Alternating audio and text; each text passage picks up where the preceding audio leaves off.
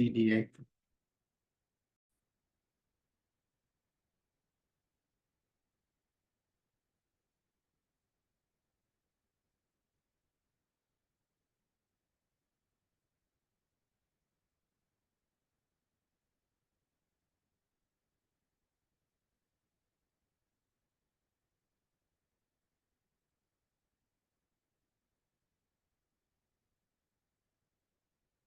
Started in just a minute.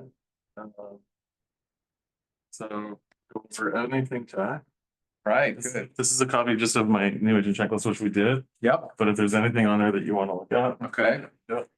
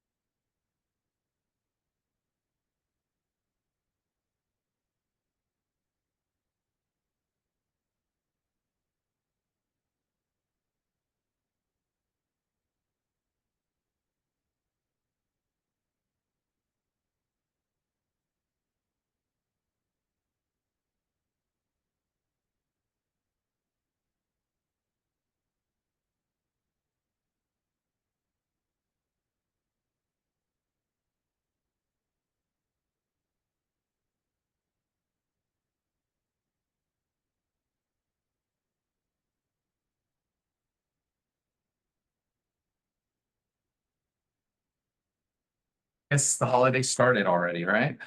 Holiday, Labor Day holiday. Oh, that's a good point. Yeah. All right, so I want to announce that there are 4 brand new forms from Keller Williams that were published on our Saw that. interest site yesterday. Was there an announcement? Yeah, I think I got a text Good. Okay. or an email. Okay, so if you go to KW.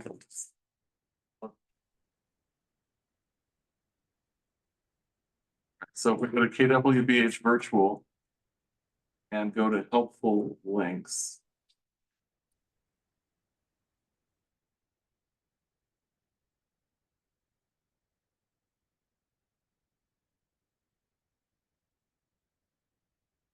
So if you go KWBH virtual and helpful links.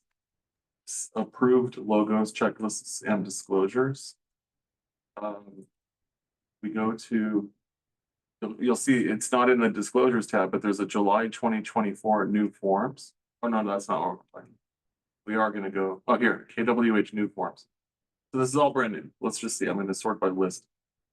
KW new forms and agreements, August 2024. So they're in their own little folder here. And there are 4 new forms that Michael just posted yesterday.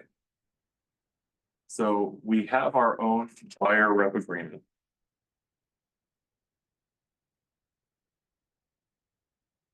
Is JJ? Hey, Richard. Hey, what's up? Hi.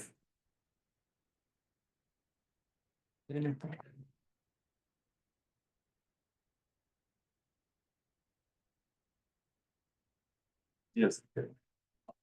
Okay, yes, I'm just At the new form, right right? now, second of the training room. So I can call you back in about an hour. Yeah. Okay. It's okay.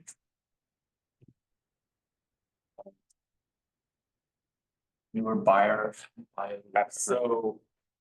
Okay, here we are. All right, so going into KWBH resources, new forms. So there's a new forms for August 2024. We have buyer agreements, right? We have the baby bear, the mama bear, the papa bear. So this is a KW Beverly Hills version of the buyer rep agreement. Does that replace the other? So I asked Michael, when would we use this? He said, always try to get the BRBC, the Papa Bear exclusive first. Okay. So that is his first priority, BRBC exclusive. And it would be, and then would come this. So this would, what would you call this if it's between Papa Bear and Mama Bear? Well, let's take a look at it. So this is by default, it's exclusive. By default. Oh, you have to check a box, I read that. So on the BRBC, on the regular one, it's by default non-exclusive. Yeah. And you have to check an exclusive box. This one is exclusive by default, I believe. Opposite. That's what I read this morning. Okay, so let's just look through it real quick. So buyers, you'll put your buyers' names. Grants to Keller Williams Beverly Hills, the exclusive, right? So it's by default exclusive, or if checked, non-exclusive. Right to serve as buyer's real estate broker to assist buyer in purchasing real property, described in paragraph 2. Buyer represents they do not have any active exclusive representation agreements with any other broker, and also represents they do not have any non-exclusive representation agreements with any other broker except. So if, here's where you're gonna ask your client, what have you signed with other agents? And they're gonna say to you, only non-agency when I've walked into an open house, hopefully, right? The buyer representation agreement begins on the date that all parties have signed it. It terminates at 11:59 p.m. on this date, not to exceed 3 months. So you don't have to put a start date. It's going to be the date of the last signature. So if you're dealing with a husband and wife, and the wife signs last or the husband signs last, that's the day it starts. Unless terminated earlier, unless earlier terminated earlier, in writing at any time by the broker or branch manager or by a writing signed by buyer and broker or branch manager, or by a writing. That's, yeah, I don't know. In writing, maybe? Or in, so, yeah, so we're gonna have to talk about that. This could get revised today. Yeah. Type of property, okay, fine. Broker will search for property based on the following criteria, such as location, price range, addresses, types, features, and other specified criteria. Or any property in which there was broker involvement. Okay, if we're talking about broker involvement, is it defined? It is not defined. So I would think this is why it's best to have the BRBC. That's why this is an abbreviated form that it's easy to sign. It looks less daunting. Yes, it's less intimidating. Than 2 pages. um, Yeah. Less intimidating, only 2 pages. And it's binding. It will be binding. So I would prefer to use this one. Okay. Just because it looks a lot less scary. it's a buyer. Yeah. Okay, so I would suggest to anyone that they read the forms. That was the attorney that was here the other day said to everyone, read the forms. Like, you're asking people to sign stuff, they're gonna wanna know what they're signing. You need to read them. That's the scary part. Yeah. What is this line? Read them yourself. So. Okay, so let's just, so we found something here that we need to bring up to Michael, so. Or by a writing sign, so that we're gonna have to change the wording there. Okay, buyer agreement. To agency relationships and brokers obligations. Buyer agreement, so this is the buyer, what is the buyer agreeing to? Buyer agreement to agency relationships and broker obligations. And the broker's obligations, okay, the parties agree that brokers shall diligently exercise reasonable skill and care to achieve the purpose of this agreement. And that brokers and its agents' respective duties to buyer.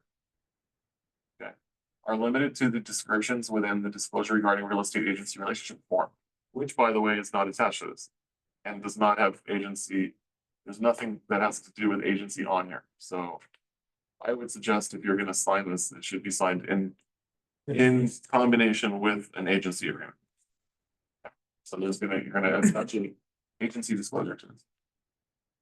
Broker is not a qualified professional concerning technical advice regarding the physical condition of property or in other areas of expertise such as the law, insurance, tax, financing, construction, surveying, structural conditions, septic. Buyer shall hire and rely upon qualified professionals for such matters. Okay, the amount of real estate commissions is not fixed by law. The amount or rate, okay, they're set by each broker. Individually may be negotiable. Commission to broker. Buyer agrees to pay broker commission for each property purchase contract form. during the term as follows, at the close of escrow. So that's a big sentence. Buyer agrees to pay broker commission for each property purchase contract formed during the term as follows, at the close of escrow. X% of the total purchase price, the commission, I use the word commission, not compensation, less any amounts broker receives for buyer brokerage services from another, as discussed below, regardless of whether the transaction closes escrow during or after the term. Broker will not accept compensation on the buyer's side of the transaction, any source that exceeds the amount of commission. Okay, so I guess this was a law that was just passed. An agent cannot exceed more than is signed, right? So if you sign this for 2.5%, and Robert Howell is advertising 3% bonus to any agent that brings me a buyer that we get into escrow before the end of September. If you get this into escrow, we'll pay you 4%. Okay. Now you have this signed at 2.5. So this is saying broker will not accept compensation on the buyer side of the transaction from any source that exceeds the amount of commission. So the attorney that we had here the other day said, if you are in the situation where you have a 2% buyer agreement signed or a 2.5% buyer agreement signed, and you see someone advertising 4% commission paid bonus, the correct thing to do in your offer is, you know how on page 2 of the purchase agreement, there's a place where it says credit, like seller agrees in advance to give a credit. And whenever I would discuss that portion of the purchase contract before, I would say there are lenders that will tell you how to structure this. Like they want you to raise the price and give a credit back towards closing costs. The attorney recommended that you put the 4% in as a request, as a credit, and not include a commission, not include the SPVB box. So you're kind of confused. I know you are, and I knew that it was getting confusing. So let me just log into CAR real quick. I'm going to show you guys. I'll show you what I'm talking about. So I'm going to car.org, logging into transactions. I'm going to show you on the purchase agreement what I'm talking about. I was under the impression that This is a tech class, but I'm getting into contracts because look, we're here. This is very important. This is everyday stuff. We're writing offers, right? Yep. Okay. Let's find a purchase agreement, agent commission sharing agreement, buyer forms. Sure, why not buyer forms? Okay, documents, find a purchase agreement. There we go. Okay. So we have here a California residential purchase agreement. So this is us writing an offer. We're writing a purchase agreement.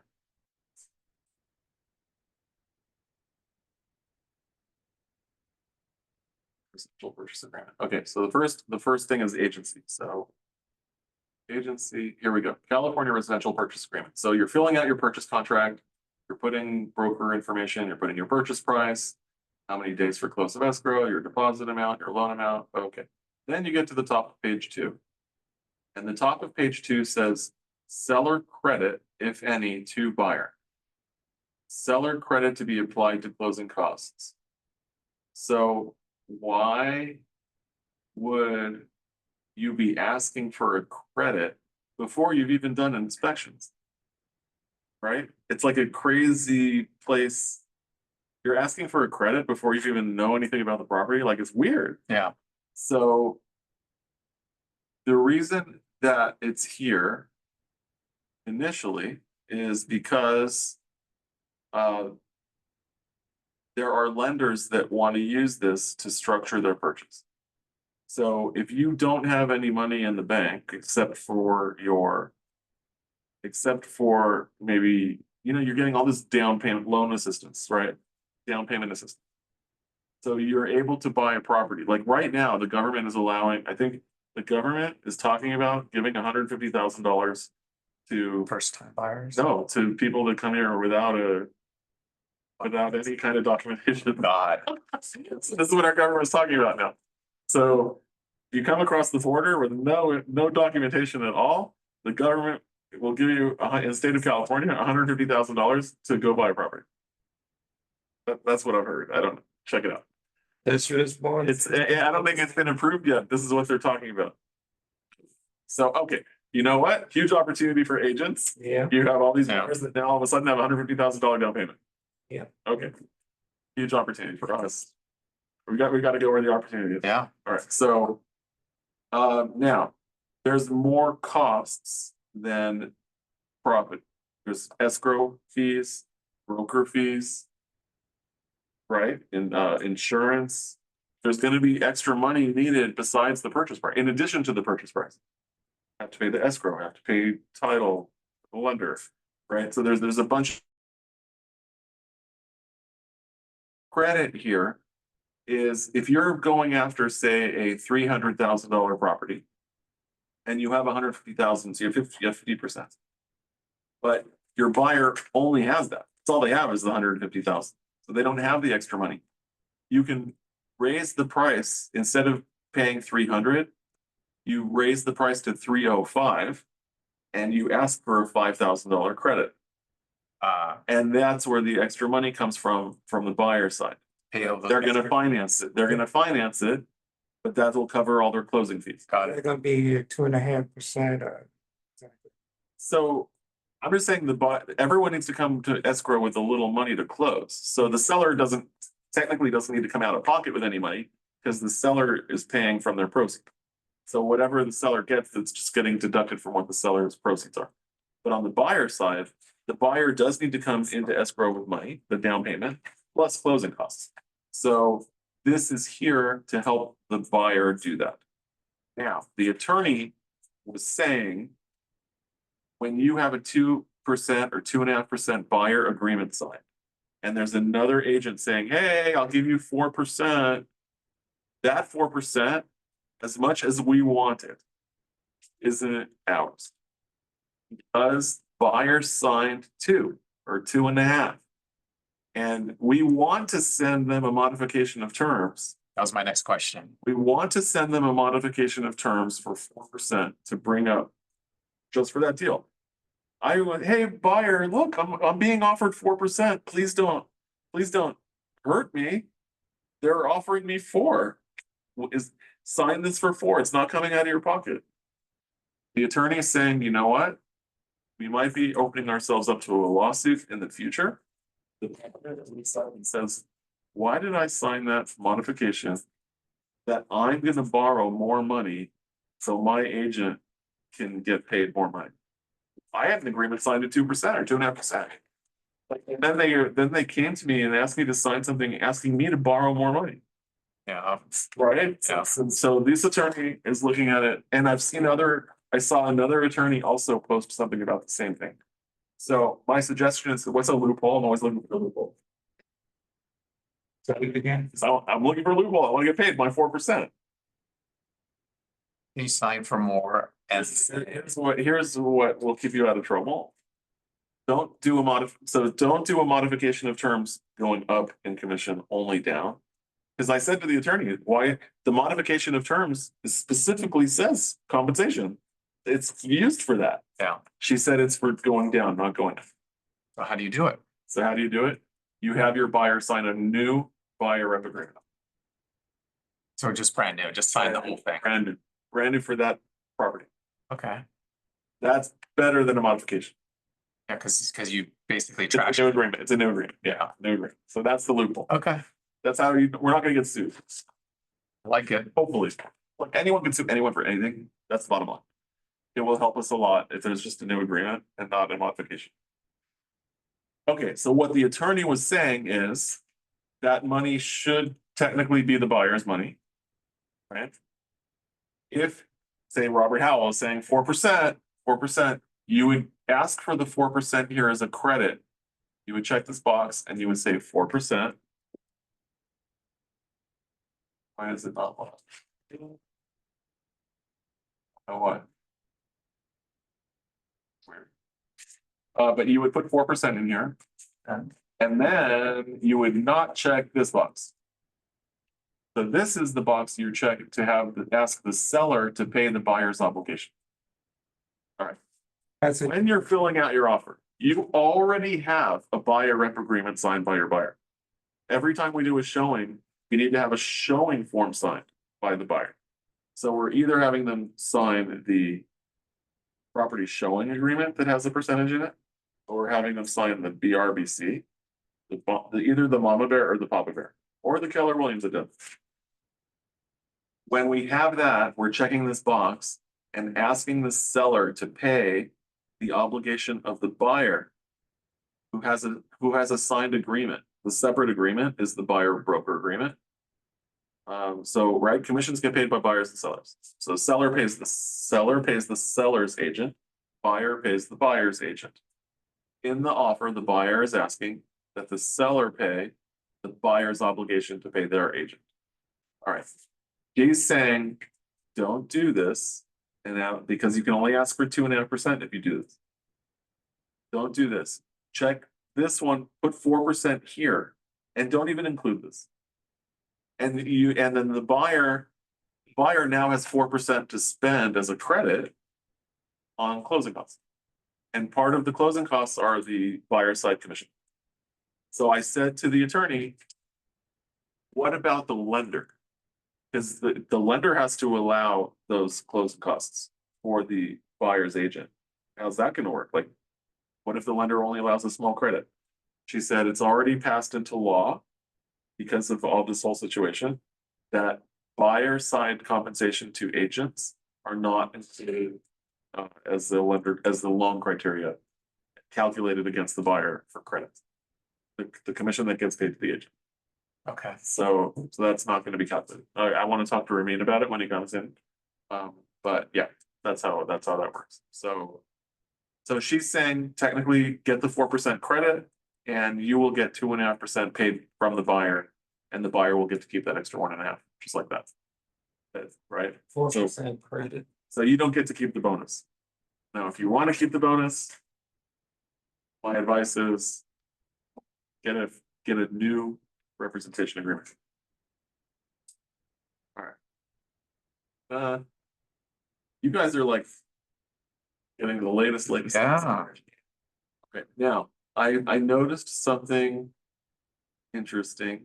I was involved in 2 separate deals this past week where there were multiple offers. And then there was a counter offer given by the seller, not multiple. So What does that mean? interesting. What does that mean?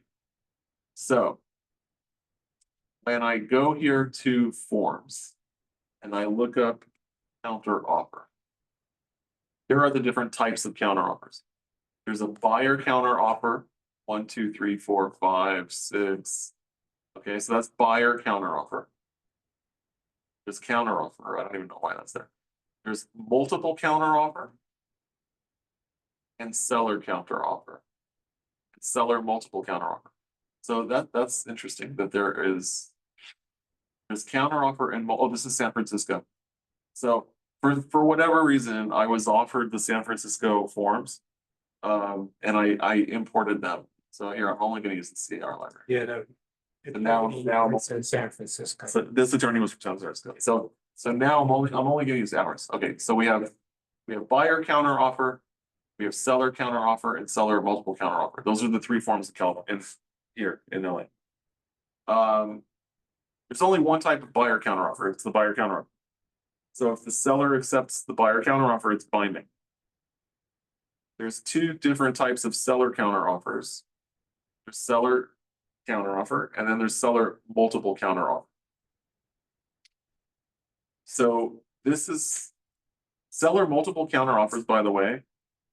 The reason to use a seller multiple counter offer is because the seller cannot be bound when it gets accepted by the buyer. It protects the seller.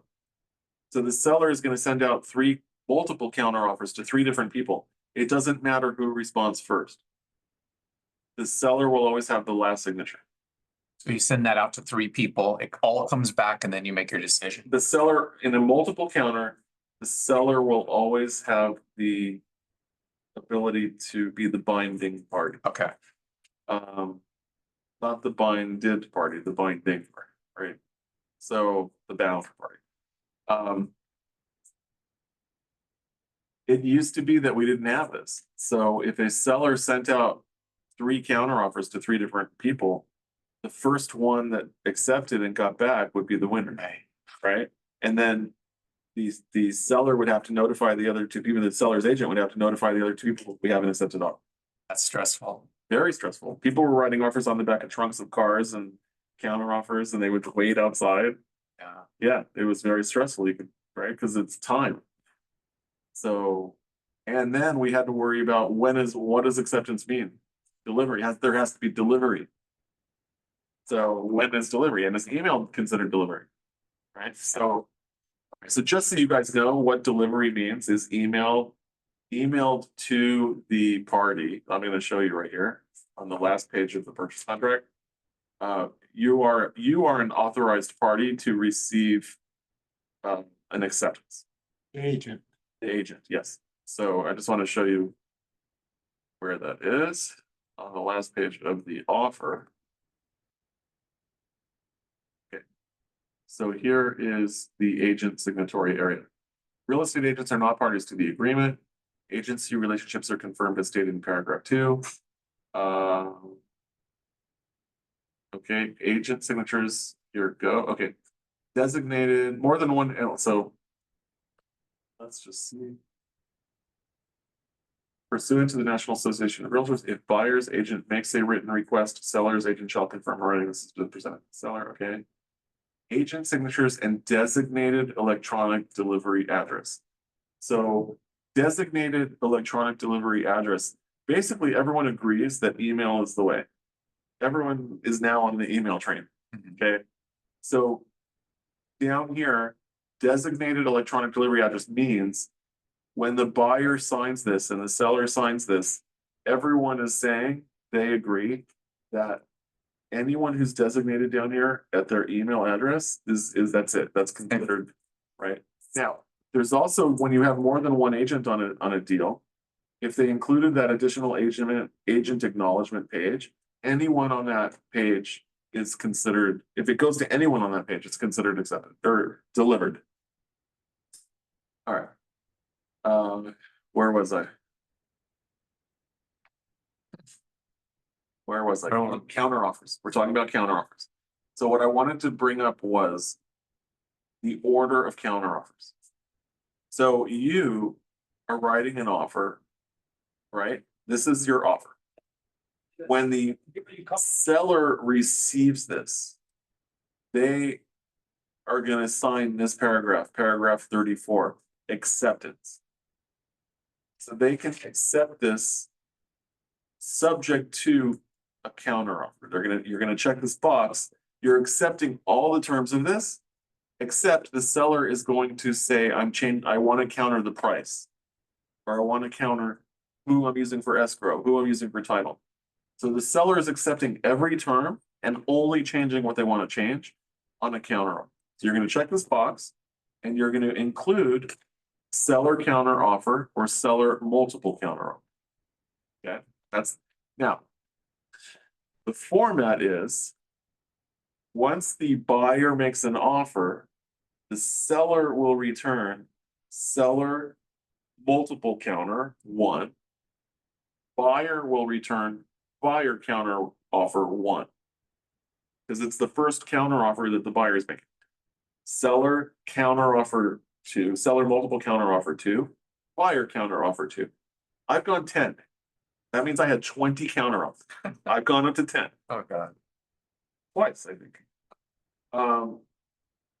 Here's what I saw happen twice with 2 completely different agents this past week. Seller multiple counter offer 1, buyer counter 1, seller multiple counter offer 2, buyer counter offer 2, seller counter offer 1. So they didn't go multiple the last time, and they went back to number 1. How is that possible? Well, I was like, okay, that's interesting. Okay, you're giving me a counter offer that's not multiple, thank you. Which means If you're the last one. I'm the last one, and if the buyer accepts it, we have a deal. Great, but they changed the numbering now. Because they went seller multiple one, buyer counter one, seller multiple two, buyer two. And instead of giving me a seller counter three, instead of giving me seller multiple three or seller counter three, they gave me seller counter one. And I thought, you know what, that's weird. I've never seen that happen. It's supposed to be 3, right? I was like, that's interesting. I've never been in a situation as until last week where it went from multiple to non-multiple. So I was like, okay, I guess this agent has been in this situation before, and this is how they do it. And I just went along with it, fine. Then it happened again. I was in a multiple offer deal. The agent called and we didn't get it. And the agent called me and said, resubmit your offer. And it was a multiple offer deal. And I said to the agent, do you want me to resubmit my offer or do you want to just give me a counter? And the agent said, I'll just give you a counter. And the counter that was given was a seller counter one, even though it was not in sequence. So I was just like, okay, fine. I must not be on board with this stuff. I don't know. So here's what I did. I went, and this is what I'm saying you guys should do. Like, I went to CAR and I searched on CAR for counter offers. Show you guys like so. Search guide is on here. Counter offers. So counter offer forms. Okay, so here's a quick guide, counter offer forms. Okay, so let's see what the quick guide says. Numbering counter offers. Here we go. Technically, there is no correct way to number counter offers. If a seller counter offer is number one, the next buyer counter offer could be either number one or number two. Either numbering system is acceptable if understood between the parties. Let's see, this was copyright 2022. Okay. So that's what this form says. Technically, there's no correct way to do it. Okay, fine. That's one form. Now we have this one. Counteroffer forms. What are the differences? The first and most obvious difference is that one is intended for the seller to use and the other is intended for the buyer to use. The seller counteroffer can be used to counter a buyer's offer, such as the RPA, buyer, blah, blah, blah. Okay. The seller counteroffer contains 7 optional pre-printed preferences. That's because you can use that, you can attach anything like a residential lease after sale or a backup offer, all those things. Okay, let's just see. How do you sequentially keep track of counteroffers? At the top of the form, the document is titled Seller Counteroffer Number, Buyer Counteroffer Number. In the zip form platform, pre-numbered versions are available to be added to Shopify. Many transactions involve more than one counteroffer being generated between the seller and buyer. By using this form, the principals have an easy way to sequentially keep track. Okay. If a seller counteroffer is number one, should the next buyer counteroffer be number one or number two? Technically, there is no correct answer. Either numbering system is acceptable if understood between the parties. However, as a matter of practice, most agents seem to be gravitating toward numbering where the first time a form is used, it is labeled as number one, and the second time it is labeled as number two. So the seller's first counteroffer would be seller counteroffer one, followed by a buyer's counteroffer, buyer counter one. If the seller countered back, it would be seller counteroffer number two, and if the buyer counters again, it would be buyer counteroffer number two. So the forms would go like this. Seller counter one, buyer counter one, seller counter two, buyer counter two, seller counter three, buyer counter three, and so on. Now, what I'm just reading here is most agents seem to be gravitating toward numbering where the first time a form is used, it is labeled as number one. So that's interesting. If the first time that a regular seller counteroffer is being used, according to that sentence, some agents may call it seller counter one because it's the first time that form is being used. Me personally, I would have preferred a seller counter offer number 3 to keep the numbers proper. Yeah, Who's right? No one's right. You know, so it's between the parties. Different agents have different ways of doing things. It was interesting to me because 2 different agents that have nothing to do with each other, different brokerages, did it this way. So I'm just telling you, like, I didn't call them out. I didn't argue. I just went with it. yeah. I'm just saying, like, this is a interesting scenario. So most agents seem to be gravitating toward numbering where the first time a form is used, it is labeled as number 1. So, okay. 1, good for you. 2, 2. That is very confusing. I think it's more confusing to have seller counter offer number 1 when it's actually seller counter number 3. I think that's very confusing. That's me. I could be wrong. I could be wrong. I don't know. I'm gonna talk to Brian and our TC and Scott, see what they think. How do you get to 3 though? When, So we wrote an offer. yeah, Seller multiple counter 1, buyer counter 1, seller multiple counter 2, buyer counter offer 2.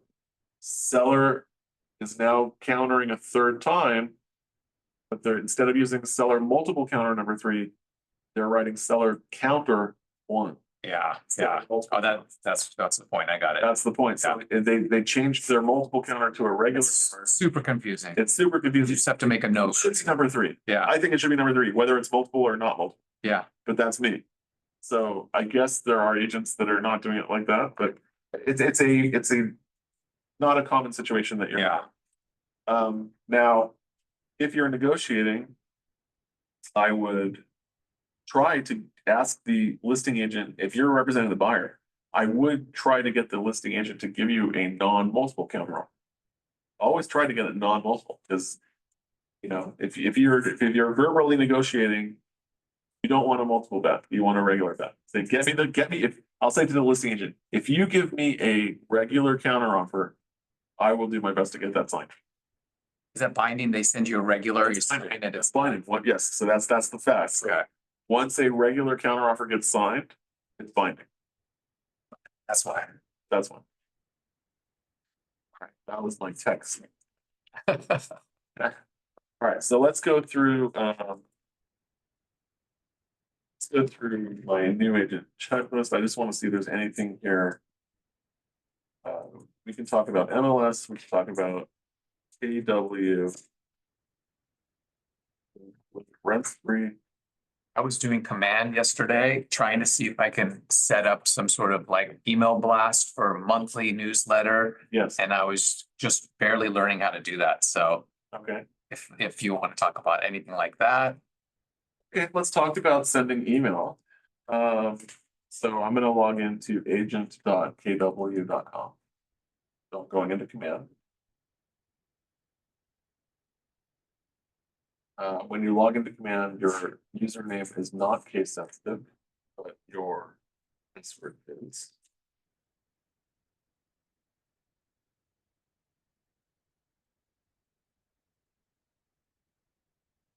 We go to click your name and go to settings.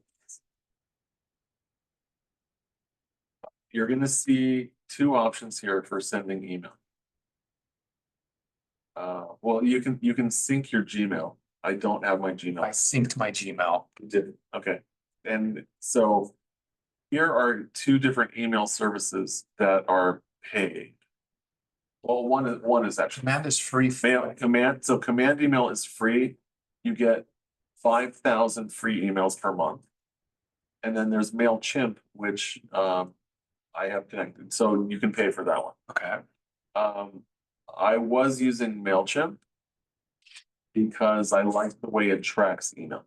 I can see who opened it. Oh, nice. And when I see who opened it, it's possible I can call them and follow up with them. I'm not gonna say, hey, I saw you open. No. That could get a little spooky. But if I see someone open my email, I might reach out to them next week just to say hi. That's valuable information. Right? Yeah. Okay. They might be thinking about something.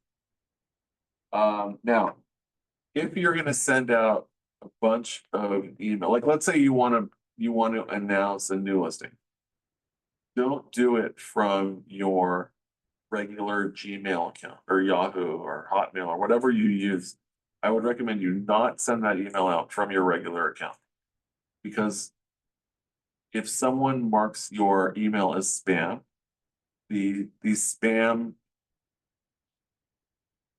detectors on the email servers will be notified that someone flagged your email as spam.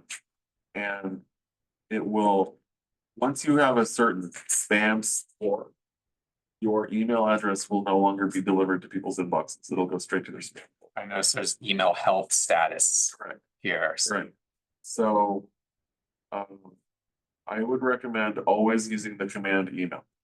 So how does that work? Well, when you send emails through command, the sender is not your email address. Sender is a spam-free email sender, but the reply to is your email address. So even though it's not coming from you as the sender, when someone hits reply, it will go directly to you. That's good. Right. So that's how I work. That's how you keep your primary Gmail clean. Not getting flagged as spam as a spam. The weekend crew. This Yeah. is just a tech plus. There were 4 new forms posted yesterday by our office into here. Pretty constant for a while. So I'll just show you real quick. Are they going to change? So I'll just show you from KWBH Virtual. It's good for a couple of days and they're gonna change it again. No, this is our office. Oh, yeah, I do have to make an update that we saw together. So helpful links, approved logos, checklists and disclosures, and then KWH new forms and agreements, August 2024. Buyer's agreement on open house. There's four forms here. Buyer rep agreement. We have our own buyer rep agreement now, Oh, good. and it's by default exclusive. It's only 2 pages. 2 pages, yeah. It's only 2 pages. Now, Michael said he does prefer, I mean, the BRBC is still the king. The 2 pages lets you go for 90 days. Yeah, that's the law. It's the broker law. So 3 months, yeah, not to exceed 3 months. But it's by default exclusive unless checked non-exclusive. So you would get this signed plus an agency. So it's exclusive, so everyone's gonna be fine. Yes. Well, where we went in like 90 days about exclusive, not exclusive, I wouldn't even talk to, I just sign it. Right. Okay, so he did say he recommends the BRBC. Only use this one if you can't get the BRBC, if it's too intimidating. So if you get the 4 pages, go with the 2 pages, which is better than the 1 page. So yeah, so the priority status would be BRBC exclusive, and then KW, and then BRBC non-exclusive. So, question for you, I haven't read over the 2 page, what's the basic difference? It's not as detailed. It would cover you? It'll cover you. Our office will enforce it. Okay. But it's not as detailed as the BRBC. There's probably more loopholes in it. See. And then we have a listing agreement addendum that allows a seller to advertise a commission. That's a twist. That's a twist. Where are the advertising? This is an addendum to the listing agreement between the seller and Keller Williams. You guys are hearing masterclass with JJ and I Yeah. going back and forth. The seller hereby authorizes the listing broker to represent, communicate, advise, and or advertise verbally and or in writing, including but not limited to the broker's website, permissible listing services and or marketing or promotional material that the seller is willing to consider. It's still a willing to consider. Broker website, it says, so if Kelly. It's not binding. This is not binding. It's just allowing us. So we can have one website for the whole office. There is no difference. There is no difference. This is just a willing to consider letter. There is no difference between having this signed or checking the seller concession box in the Why MLS. are we doing it? Okay, here's a cooperating broker compensation form because it was removed from zip forms. So if someone previously had a off-market listing, I would ask them to sign a cooperating broker form. For the old listing agreement. Yeah, now this is something we have here. Can we legally, with the new rule, say that the agent's gonna pay me? I was thinking we can't do that now. I was also thinking the same thing. I'm thinking, you gotta use a different form. We just have to be careful. And this was posted yesterday and approved by our council. I don't think they thought this out. Because that's what the lawsuit was about, wasn't it?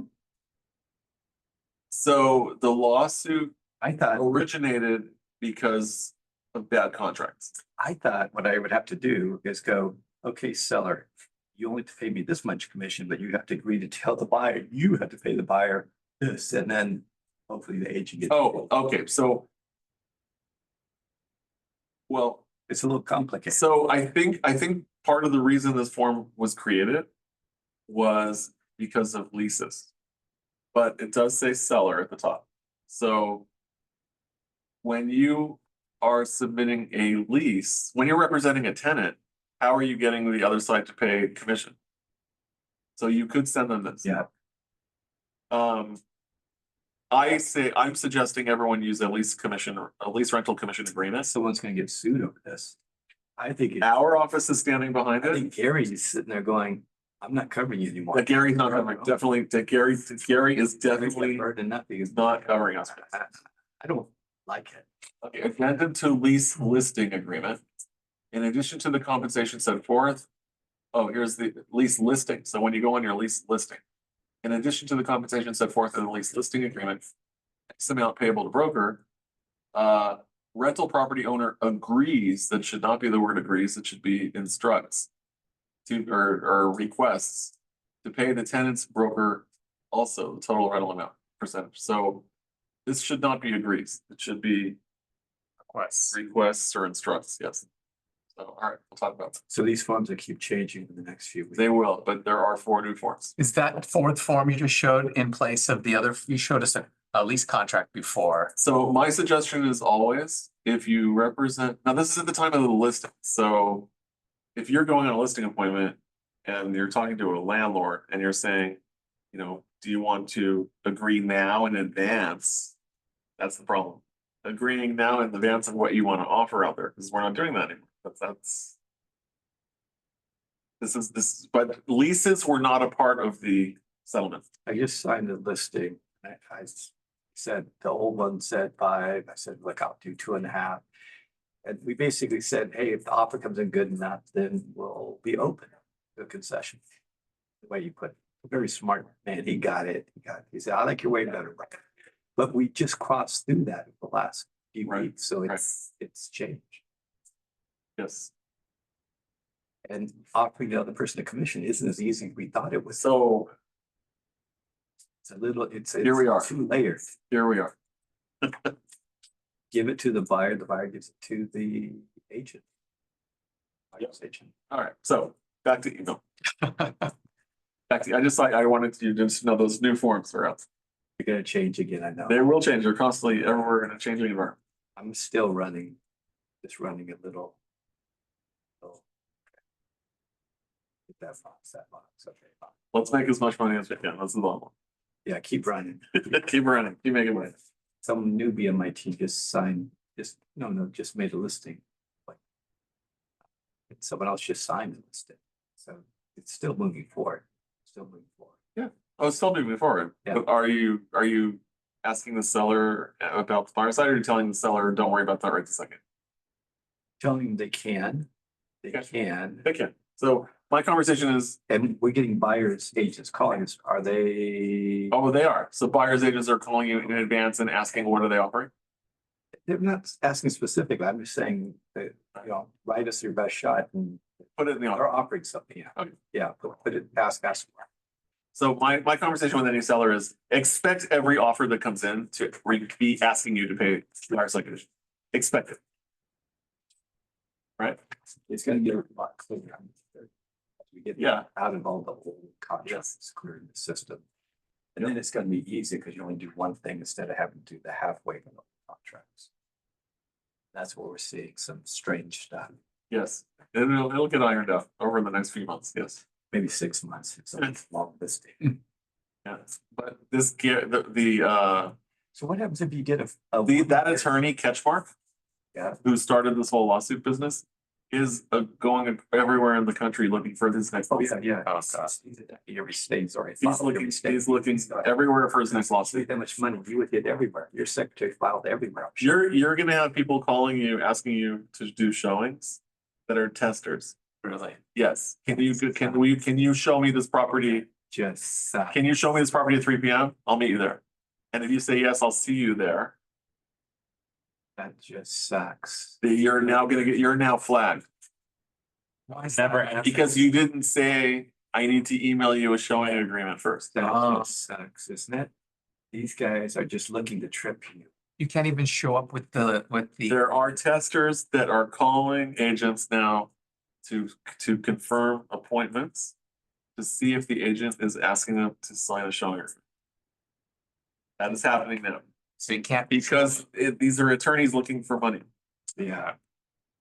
It's just, they're Hungry attorneys. These are Yeah. hungry attorneys. they're not making much money. Look how much I just made, all these realtors. On the bandwagon. So it was a $400 million settlement. Catchmark got 40%. Yeah. So everyone's like, ooh, we're figuring out how to make money. All right. So So those days of testing like that, other than, yes, very nice. It's bad. I thought it was long gone and it's coming back. Yes. Anyway, you guys got the best with JJ. Thank you. Thank you. Give gratitudes. Oh, yeah. Thank you. Yeah. So we're not being tested by DRE or Department of Justice or the MLS. We're being tested by attorneys looking to sue us. Yeah. Okay, that's who's testing us. Yeah, I heard about landlords being tested by lawyers that would test them on for handicap Or ABA. plays and entrances and stuff like that. So, big issue. Yeah. The new.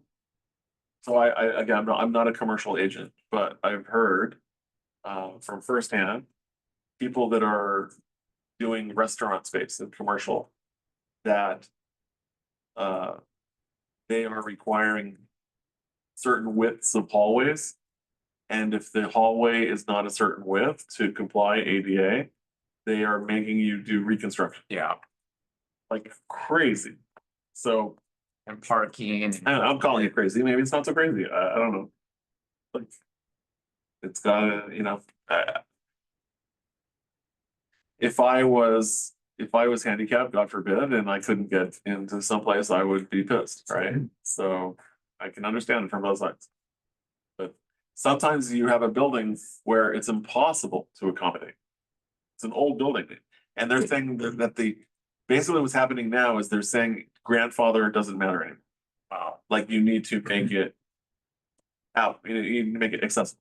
So they're throwing out the grandfather part. That's what's going on now. All right, so we talked a little bit about the email. You want to start getting people on campaigns on. I'm gonna do like a monthly newsletter. Very good. Okay, so you're gonna go to smart plan. Actually, you're gonna go to design. You click designs, then you can create a design.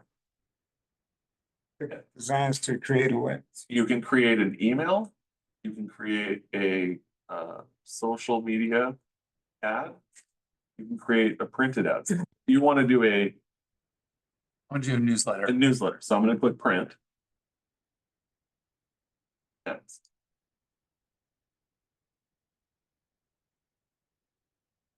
Okay, so for print stuff, I have all these different things I can choose from on the left. So release update August 12th. Experience our newly redesigned permission layout for templates. We've made it easier to set up and provide enhanced clarity without affecting your existing templates. Okay, that means. So you want to do a newsletter. Okay. So lead generation. Let's see.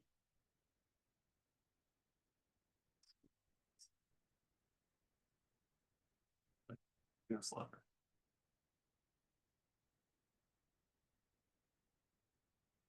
That's basics.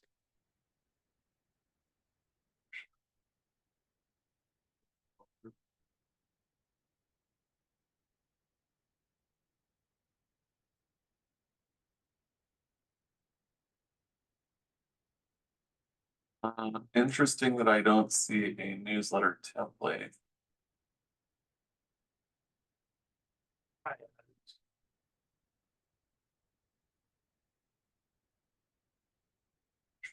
All right, so I know from teaching Ignite that a newsletter should be 4 pages.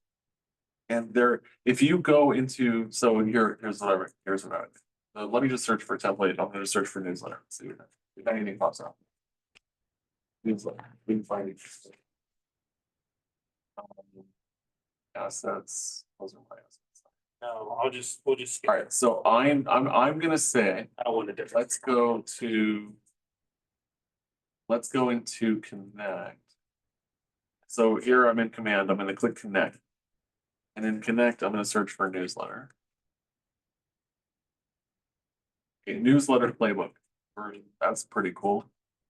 Newsletter touch, create and schedule a newsletter email campaign. Here you go. So this is from May 2nd, 2024. I would definitely look at that. Create and schedule a newsletter email campaign. I would also go on YouTube and search for Scott Leroy. YouTube.com. And we're gonna search for Scott Leroy. Scott Leroy Marketing. And then Scott Leroy Marketing, I'm going to go onto his page, onto his channel, and search for newsletter. Creating an email newsletter. So I'm probably going to use Scott Leroy. So this is 1 year, 10 months. I'm also looking when it was published. The new SLM newsletter, Scott Leroy, that's his newsletter. Build your brand with marketing. I'm looking when these things were published, so.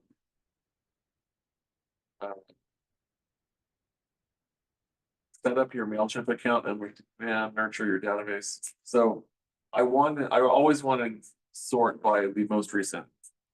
Creating, even if I was a year ago, I would still look at it. How to create newsletter within the email campaign template.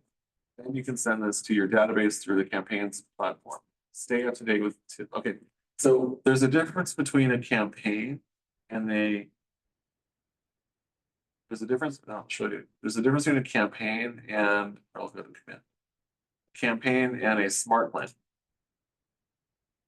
So a smart plan is a bunch of tasks over and over and over again. So a smart plan would be open house follow-up. You know, you're going to continuously stay in touch with someone. Or a holiday smart plan where you'll have an email go out for every holiday. So a campaign is a one-off. So a newsletter is really a one-off because it's current, right? So that's what you're creating a campaign. So let's just see here, create campaign. Maybe, let's see, direct mail, email, paid ads. Let's say email. So here it'll say where will your campaign command emails. You're going to do it through command, right? You're probably going to do other. Enter a campaign name. So I would just say newsletter. I might date it. This is your goal. Other. Create campaign. Email campaign. So campaign name. Your account recipient list. So you can create a list. Send from. Okay, here's the interesting part. Reply to email address. So it's not going to be sent from you, but here you can specify the reply to address. And then you can have the email subject and you can attach your whatever it is that you're sending. So Could you use redo it. AI to write your newsletter? Can you use AI for your newsletter? Great question. Let's go talk to our AI. Here is Quick. Hello, Quick. AWIQ. Can you help write this letter?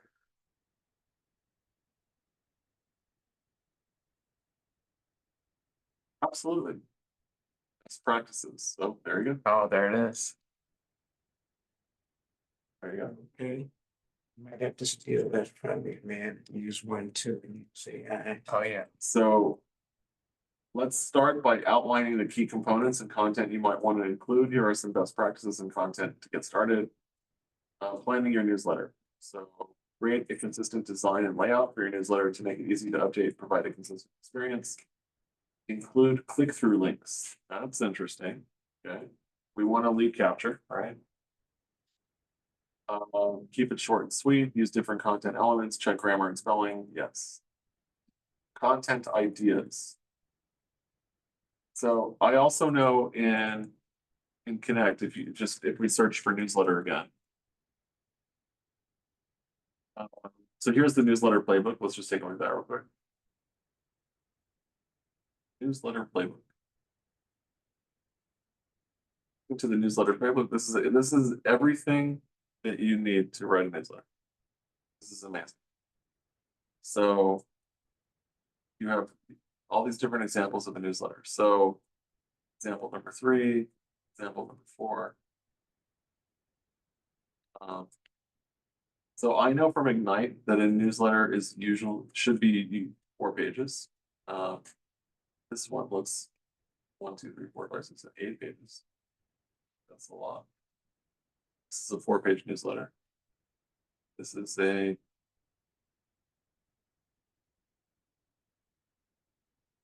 a foldable newsletter.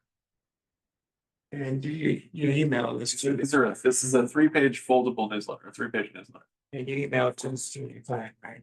This can be emailed or it could be printed and mailed. Determine, so here we go. Step 1, who is your audience? How will it be delivered? How often will it be delivered? Design it, plan the content, optimize the results. Okay. So there you go. It's the best weekly or bi-weekly. So here we go. I mean, even step by step, design you don't want to do a newsletter too often because all you're going to be working on is your newsletter and not focusing on anything else. I can't tell you how many times I've gotten an email. I'm starting to, this is my first newsletter, which my first monthly newsletter, and then I don't get number 2. Okay, so would be monthly, That's right. just make it monthly. I think quarterly. I think quarterly. I think if you're doing a newsletter too often, it's too time consuming. I mean, how much time would it take to make a 4-page newsletter? That's the other problem, like you said. I don't want you to, Yeah. I don't want you to be spending all your time designing your newsletter Yeah. and not working on business, because you can get crazy on this.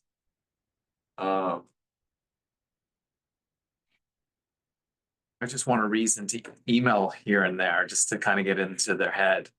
A newsletter is a big deal. Like, you're gonna be stressed out about this. I know, I'm stressed looking at this, so So, I mean, here's a step-by-step guide on how to do it. how else can I email them, or what should I email them that's a lot easier? Like, Just stay in touch, just stay in contact with My your, notes. just stay in contact. well, you do holidays and stuff like that. Yeah, so go into smart plans. And when you look at smart plans, you can click here on the library. The second row of smart plans is all Keller Williams. There are 10 smart plans.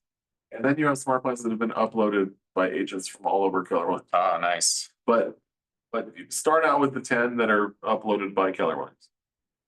And you can see how often they go out. This is a bi-weekly email. This is an 8-week plan. This is a quarterly plan, quarterly call plan. So, right, spend some time here. It's gonna be, It's a better starting point for you're me. gonna get a return on, It's right? more efficient, Yeah, way more efficient. The number one thing is that everyone in your database has to be called quarterly, have to. So that is a must for everybody. Quarterly call plan allows you to be reminded quarterly to reach out to your contacts while logging notes for those interactions.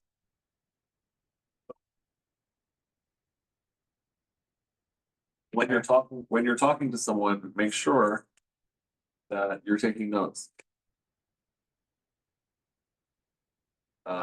Like whoever I'm talking to, I'm just gonna go here to the notes section. And just type notes like, dog went to the vet today. Add note. So next time I call, I'll go back to my notes. how's your dog doing? Your dog. But- All right, anything else tech? But we did some contract stuff today, but. Anything else tech? Let's see.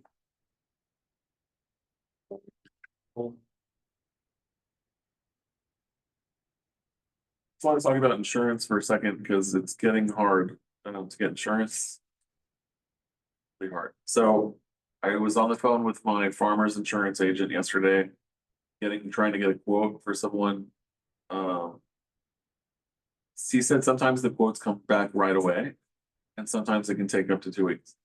So It's difficult. it's really important that your buyer immediately contact their agent with an address. So the insurance agent is gonna need the address, right? Your buyer's name and date of birth.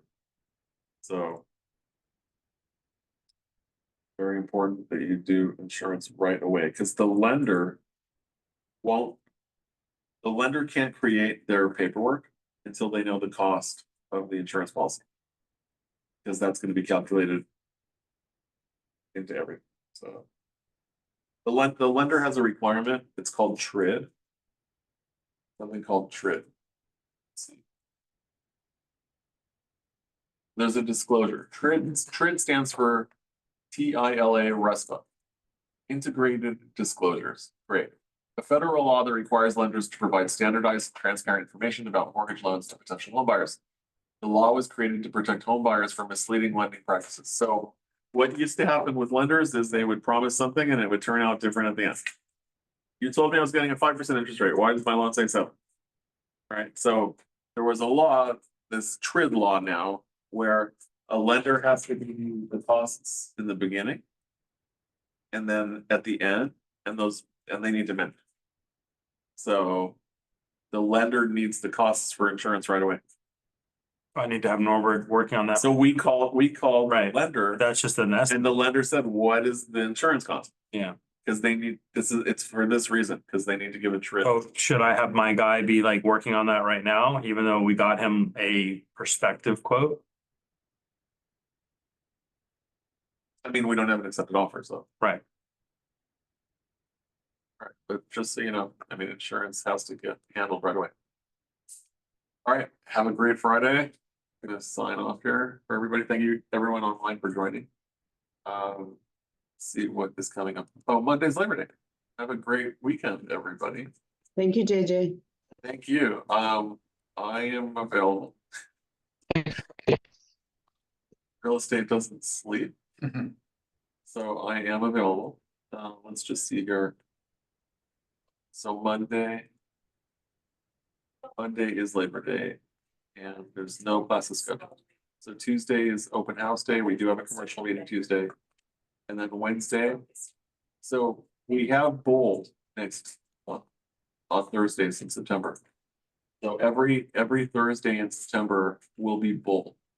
So Justin Jacobson, the in-house coach, usually does a Wednesday morning scripts and dialogues or training, coaching. He's taking off in September, so I am gonna do a 10 o'clock and an 11 o'clock on a Wednesday, September.